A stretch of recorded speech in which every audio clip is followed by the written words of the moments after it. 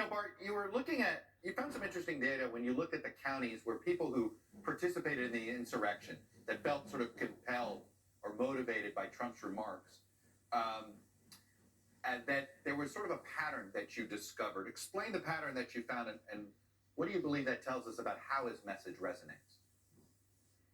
Well, what I'm reporting in the story is the work done at the University of Chicago by Robert Pape and his colleagues, who went through all of the nearly 700 at the time arrested insurrectionists from January 6th and went back to their home counties and said, what do we find in common here?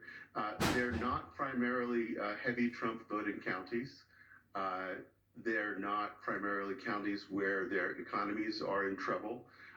What he found was that the insurrectionists were most likely to come from counties where the white population was in decline relative to minorities.